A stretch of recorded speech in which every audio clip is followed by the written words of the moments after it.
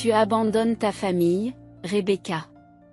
La voix de ma mère retentit au téléphone, coupant le silence de mon bureau. Je me pince l'arête du nez, sentant déjà la tension s'installer. Maman, je t'ai expliqué ça une centaine de fois. Je ne peux pas continuer à payer la caution de Brian. Il a 30 ans. Il doit prendre ses responsabilités. Sa réponse fut immédiate, cinglante et pleine des mêmes reproches culpabilisants que j'avais déjà entendus un nombre incalculable de fois. C'est ton frère.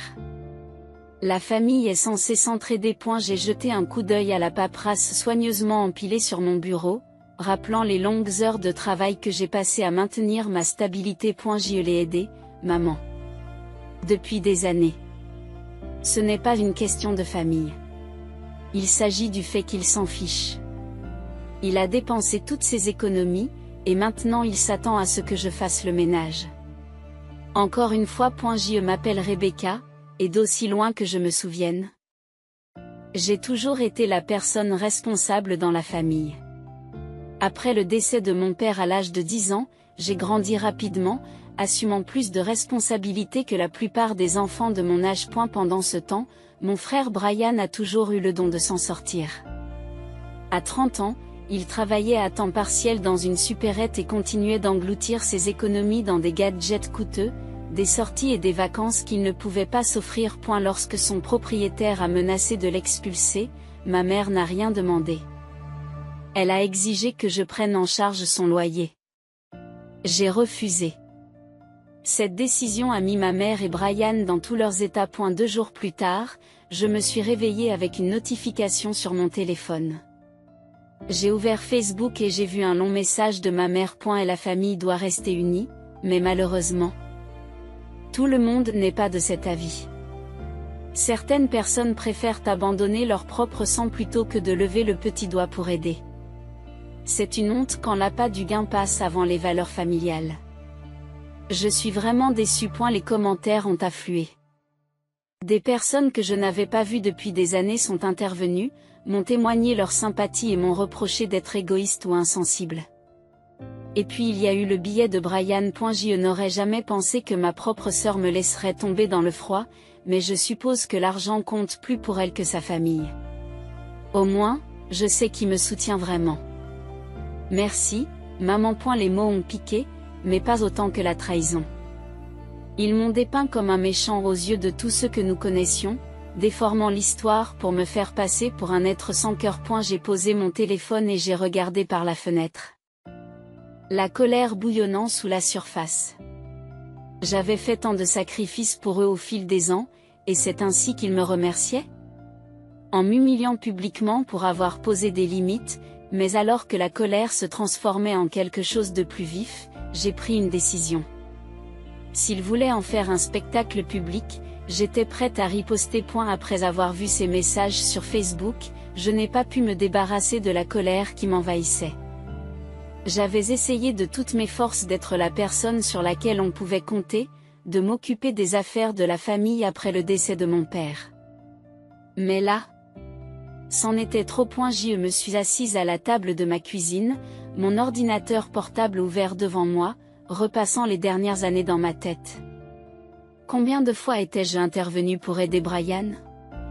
Trop souvent pour que je puisse les compter. Lorsqu'il a perdu son emploi il y a 2 ans parce qu'il ne se présentait plus, j'ai couvert ses factures jusqu'à ce qu'il en trouve un autre. Lorsque sa voiture est tombée en panne, je lui ai donné l'argent pour la réparer, avant d'apprendre plus tard qu'il l'avait utilisé pour acheter des billets de concert. Lorsqu'il a emprunté de l'argent pour retomber sur ses pieds, il l'a utilisé pour acheter des baskets de marque et faire du shopping en ligne. Le pire n'était même pas l'irresponsabilité de Brian. C'était la défense inébranlable de ma mère. Les garçons sont différents, disait-elle chaque fois que j'en parlais. Il a juste besoin de temps pour comprendre les choses. Ce temps s'est transformé en années d'excuses. Et maintenant, avec ses messages sur Facebook, elle était passée du stade des excuses à celui de la diffamation. J'ai ouvert mon courrier électronique, dans l'intention de répondre à une demande de travail. Mais je n'arrivais pas à me concentrer. Le nœud dans mon estomac m'empêchait de passer à autre chose. Trop c'est trop. Plus tard dans la soirée, j'ai appelé un avocat. J'ai expliqué la situation, ma voix tremblant de frustration au fur et à mesure que je détaillais les messages et les dommages qu'ils avaient causés à ma réputation. Je ne peux pas les laisser s'en tirer comme ça, ai-je dit, ma colère à peine contenue. L'avocat a écouté patiemment avant de répondre. Les affaires de diffamation peuvent être délicates, mais si leurs messages vous ont causé un réel préjudice, que ce soit sur le plan professionnel ou émotionnel, vous avez des raisons d'agir. Commençons par rassembler des preuves. J'ai raccroché le téléphone avec un mélange de colère et de soulagement. Enfin, quelqu'un était de mon côté. Mais alors que je rassemblais les captures d'écran des messages, une idée m'a traversé l'esprit. Mon père avait laissé un héritage à Brian et à moi, qui était censé être protégé jusqu'à ce que nous ayons 25 ans. Je n'y avais pas pensé depuis des années, pensant que ma part était en sécurité sur un compte. La curiosité a pris le dessus. J'ai rappelé l'avocat le lendemain. Pendant que nous y sommes, pouvez-vous vous occuper de mon héritage? Je veux juste m'assurer que tout est en ordre. Bien sûr, l'avocat m'a répondu. Je ne le savais pas encore, mais cette demande était sur le point de révéler une trahison bien plus importante que quelques messages sur Facebook. Une semaine après avoir appelé l'avocat, j'ai reçu un courriel qui m'a fait froid dans le dos. L'objet était le suivant: résultat de l'enquête sur l'héritage.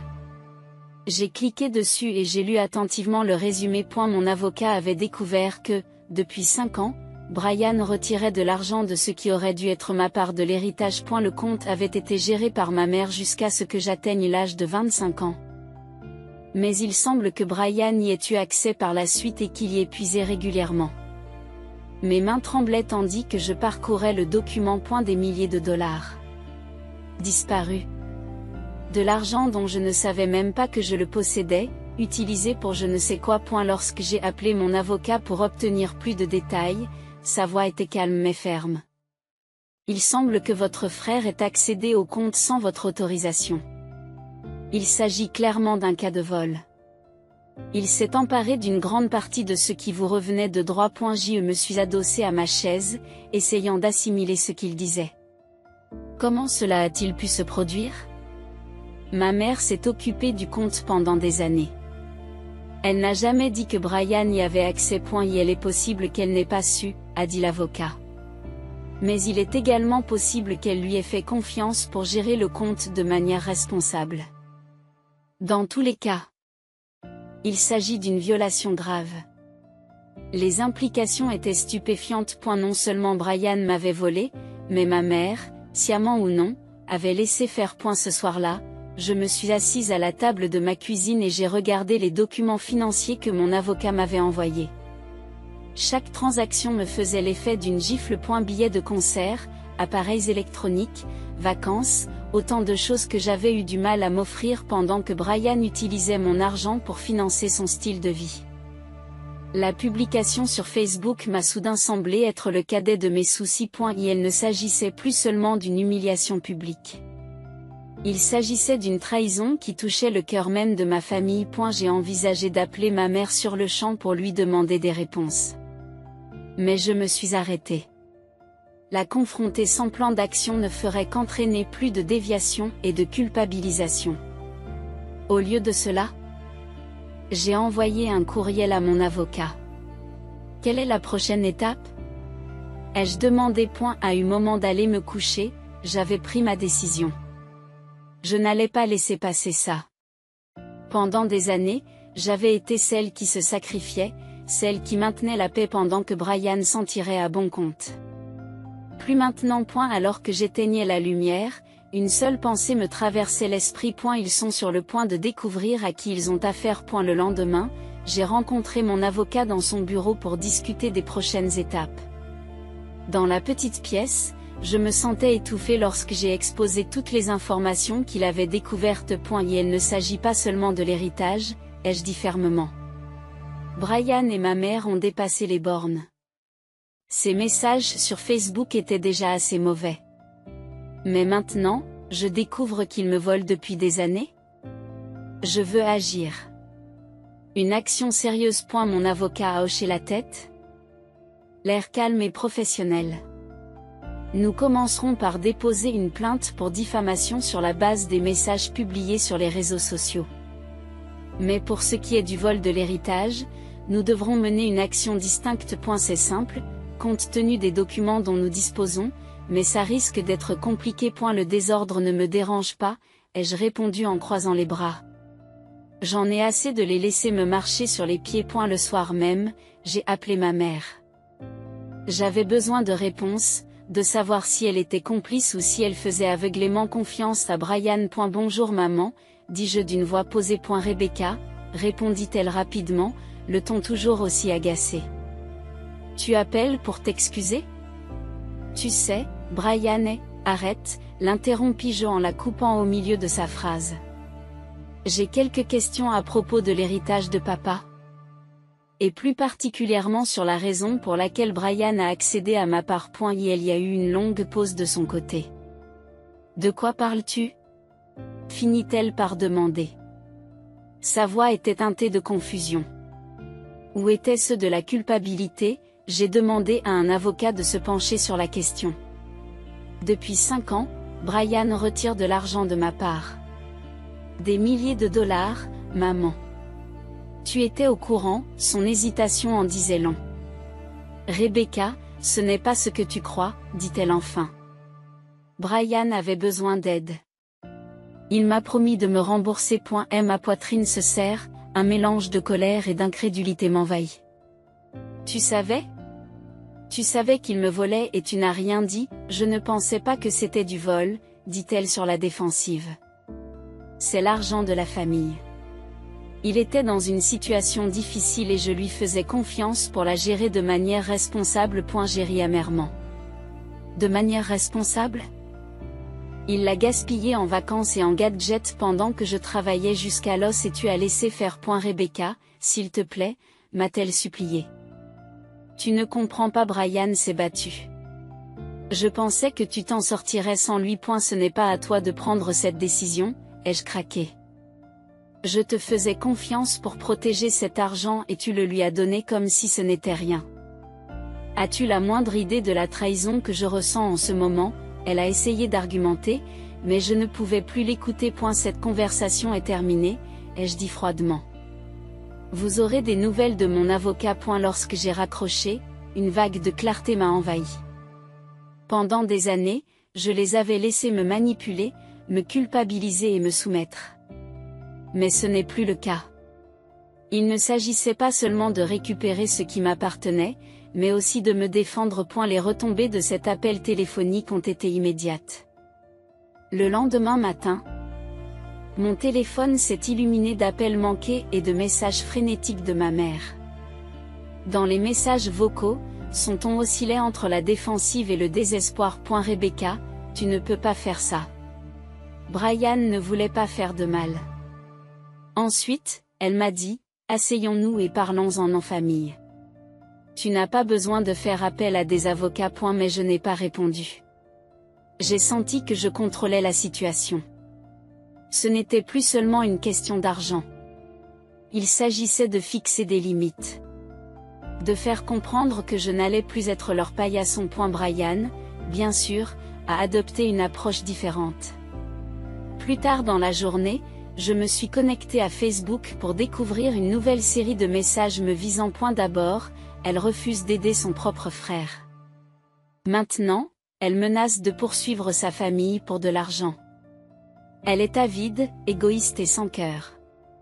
Certaines personnes montrent vraiment leur vrai visage lorsqu'il s'agit d'argent. J'ai regardé fixement le message. La mâchoire serrée. Les commentaires étaient remplis de la même foule de partisans que précédemment, donnant leur avis non sollicité. Elle a l'air horrible. La famille doit passer en premier, quoi qu'il arrive. Brian, tu es mieux sans elle. J'ai fait une capture d'écran et je l'ai envoyée à mon avocat sans hésiter. Le lendemain, je l'ai revu. Nous allons déposer les 2 dossiers, m'a-t-il dit. La plainte pour diffamation est simple. Quant à l'héritage, nous avons plus de preuves qu'il n'en faut pour prouver le vol.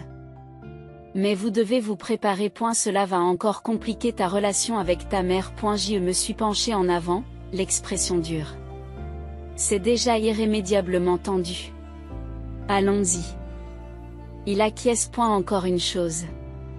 Si l'affaire est portée devant le tribunal, Brian devra expliquer où est passé l'argent. Êtes-vous prêt pour ça? Ça pourrait mal tourner. Une partie de moi a hésité.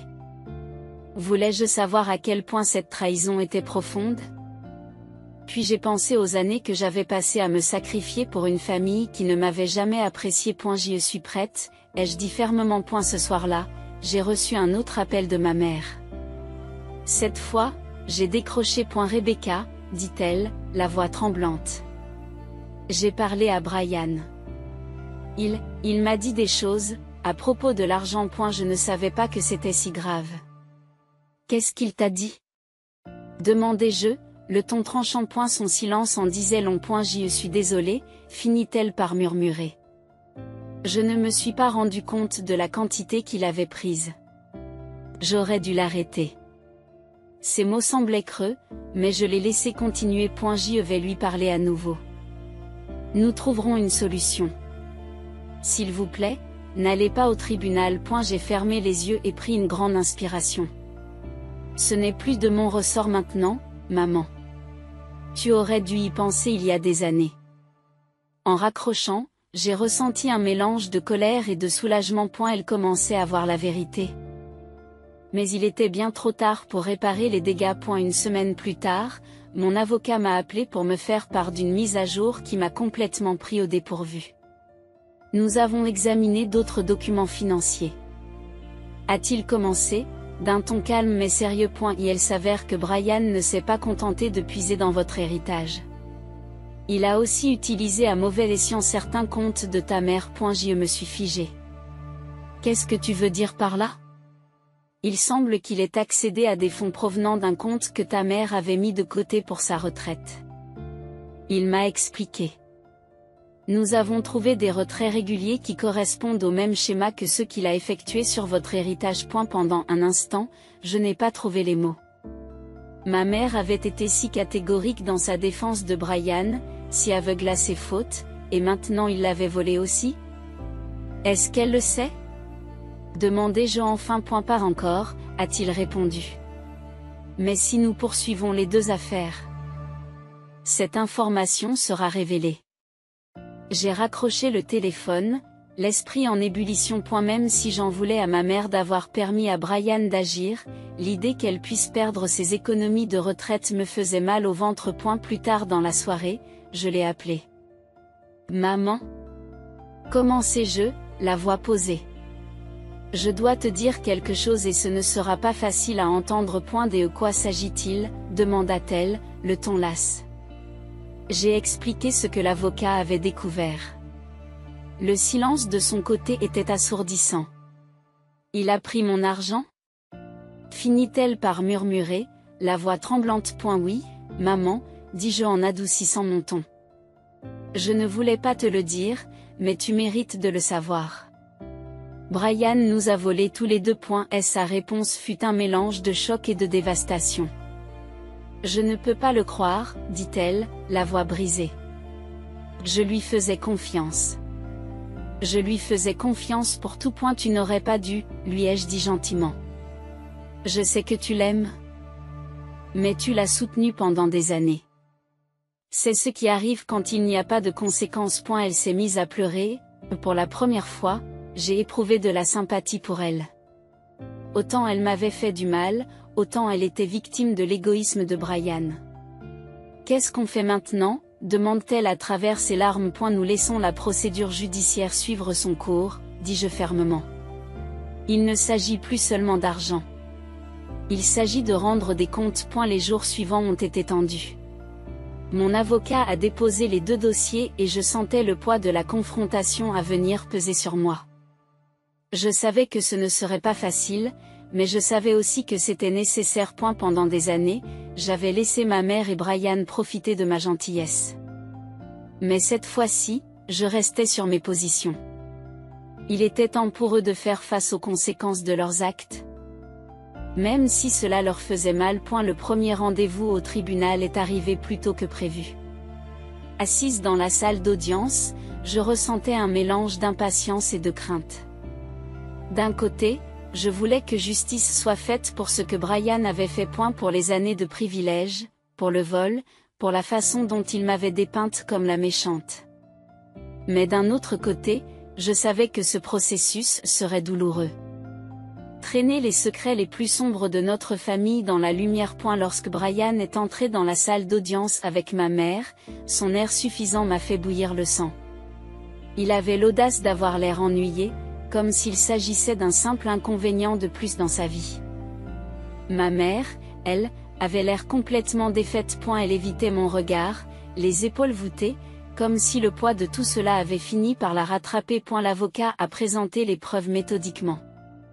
Les relevés de transactions, les relevés bancaires et les captures d'écran des messages sur les réseaux sociaux étaient présentés noir sur blanc. Chaque fois que mon avocat prenait la parole, je voyais Brian se déplacer sur son siège, mal à l'aise. Et lorsque le moment est venu pour Brian de s'exprimer, son ton était, comme on pouvait s'y attendre, défensif. Je ne voulais pas que les choses aillent aussi loin, a-t-il dit, sa voix dégoulinant d'une fausse sincérité. Je me débattais, d'accord ? J'ai pris l'argent parce que je pensais pouvoir le rembourser. Mais Rebecca ne comprend pas ce que c'est que d'avoir besoin d'aide. Elle a toujours tout eu. Ma mâchoire s'est serrée en écoutant ses excuses. Les difficultés n'expliquaient pas les vacances, les gadgets ou les sorties nocturnes. Et même s'il essayait de jouer les victimes, les preuves racontaient une autre histoire. Lorsque le juge a demandé à ma mère de témoigner, elle a hésité, jetant un coup d'œil nerveux à Brian. Finalement, elle a pris la parole. La voix tremblante. J'ai fait confiance à Brian, a-t-elle admis. Je pensais qu'il utiliserait l'argent de manière responsable. Mais je ne savais pas combien il avait pris, ni à quoi il l'utilisait. Et je n'avais pas réalisé à quel point il avait blessé Rebecca. Ses paroles ont piqué, mais elles contenaient aussi une lueur de responsabilité. Elle reconnaissait la vérité. Le tribunal a statué en ma faveur. Brian a été condamné à rembourser l'argent qu'il avait volé. L'affaire de diffamation a été réglée par des excuses publiques que lui et ma mère ont dû publier en ligne. La victoire n'a pas été parfaite. Je savais qu'il faudrait des années à Brian pour rembourser ce qu'il devait. Les excuses, bien que satisfaisantes, n'ont pas effacé les dommages qu'ils avaient causés. Mais c'était un début. Lorsque nous avons quitté la salle d'audience, Brian m'a lancé un regard noir. J'espère que tu es heureuse, cracha-t-il. Je le suis, répondis-je simplement. Croisant son regard sans broncher. Ma mère est restée derrière, les yeux remplis de larmes. Rebecca, je ne sais pas comment arranger les choses, dit-elle à voix basse. Commence par être honnête, lui répondis-je. Avec moi, avec toi-même et avec Brian. Plus d'excuses. Elle a hoché lentement la tête, son visage mêlant culpabilité et tristesse. Je vais essayer, a-t-elle murmuré. Ce soir-là, je me suis assise dans mon appartement, réfléchissant à tout ce qui s'était passé. La bataille judiciaire était terminée, mais le vrai travail ne faisait que commencer. Fixer des limites avec ma famille n'allait pas être facile, mais je sentais que j'avais la force de le faire. Même si cela m'a fait mal de voir ma mère et mon frère tels qu'ils étaient vraiment, j'ai ressenti un sentiment de soulagement en sachant que j'avais enfin réussi à me défendre. Dans les semaines qui ont suivi la décision du tribunal, la vie m'a semblé étrangement calme. Je n'étais plus inondée d'appels ou de messages de ma mère, exigeant que je sois là pour Brian ou que je résolve leur dernière crise. C'était comme si le verdict l'avait forcée à prendre du recul, ou peut-être qu'elle était tout simplement trop gênée pour m'affronter. Mais le silence n'était pas vide. Il ressemblait à une paix. Un après-midi, alors que je triais mes factures sur la table de la cuisine, mon téléphone a sonné. Le nom de ma mère apparaissait sur l'afficheur. Pendant un instant, j'ai envisagé de le laisser tomber sur la messagerie vocale, mais quelque chose m'a poussé à décrocher. Bonjour, maman, dis-je en gardant un ton neutre. Bonjour, Rebecca, répondit-elle d'une voix hésitante. J'ai beaucoup réfléchi à tout ça, à l'héritage, au procès, à Brian. J'ai attendu, incertaine de la tournure des événements. A eu début, je ne voulais pas y croire, continua-t-elle. Mais je ne peux plus ignorer la vérité. Tu avais raison, à propos de lui. À propos de moi. Je l'ai laissé profiter de toi, et je suis restée là pendant qu'il te faisait du mal. Je suis vraiment désolée. Ces mots m'ont frappé plus fort que je ne l'aurais cru. Pendant des années, j'avais rêvé d'une telle excuse. Mais maintenant qu'elles étaient là, je ne savais pas quoi ressentir. Merci d'avoir dit cela, ai-je finalement dit. Mais il ne s'agit pas seulement de s'excuser, maman, il s'agit de changer. Pendant des années, je vous ai laissé, Brian et toi, me traiter comme si je ne comptais pas. Cela doit cesser. Elle soupire. Je sais, j'ai réfléchi à la façon dont je pourrais faire mieux. J'espère juste qu'il n'est pas trop tard pour arranger les choses entre nous. Je n'ai pas répondu tout de suite. Il n'est pas trop tard, ai-je fini par dire. Mais ça va prendre du temps. Pendant ce temps, Brian avait gardé le silence radio. Une partie de moi s'est demandé s'il ne préparait pas une sorte de vengeance. Mais mon avocat m'a assuré que les accords juridiques l'empêchaient d'exercer des représailles financières. Pourtant, je savais qu'il valait mieux ne pas lui faire confiance. Un après-midi, j'ai reçu une notification m'informant que Brian avait publié un message sur Facebook.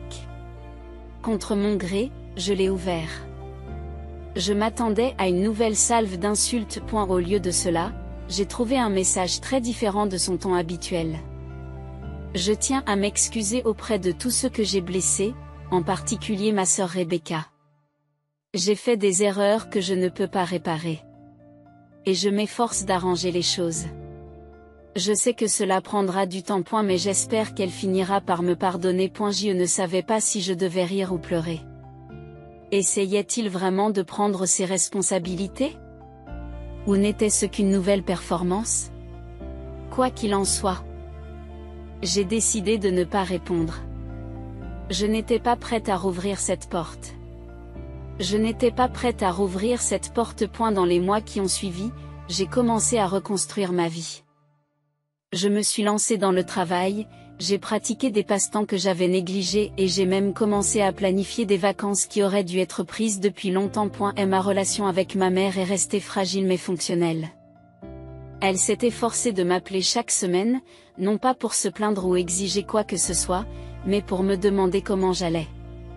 C'était un petit pas, mais il était significatif. Quant à Brian, j'ai gardé mes distances.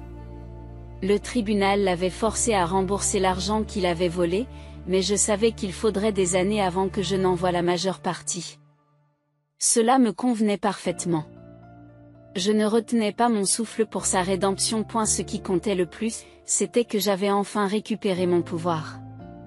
Des mois plus tard, je me suis retrouvée assise sur mon balcon avec une tasse de thé, à regarder les lumières de la ville scintiller au loin. Pour la première fois depuis ce qui m'a semblé être une éternité, je ne pensais pas à ma famille ni à ses demandes incessantes. Et la vie avait changé d'une manière que je n'aurais jamais cru possible. La tension constante qui pesait sur mes épaules s'était envolée. Elle avait été remplacée par un calme dont je ne me savais pas capable. J'avais toujours pensé que me défendre signifierait tout perdre. Ma famille, mon sentiment d'appartenance. Mais au lieu de cela, cela m'a apporté quelque chose que j'avais toujours cherché. La paix. Ma mère et moi avions commencé à reconstruire notre relation, mais c'était lent. Elle m'appelait encore une fois par semaine, souvent pour me tenir au courant de petites choses comme son jardin ou un livre qu'elle lisait. Ces conversations me semblaient plus légères, plus libres. Comme si le poids des attentes non exprimées avait finalement disparu. Quant à Brian, il est resté distant.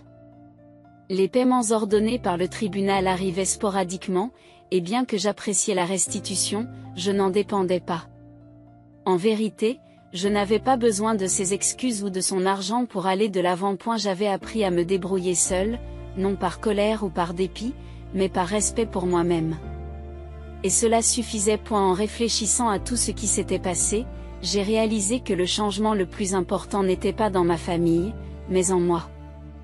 Pendant des années, je m'étais enfermée dans un cycle de recherche d'approbation de la part de personnes qui semblaient me considérer comme acquise. Je m'étais pliée en quatre pour soutenir ma famille, sacrifiant au passage mon propre bonheur et ma propre stabilité.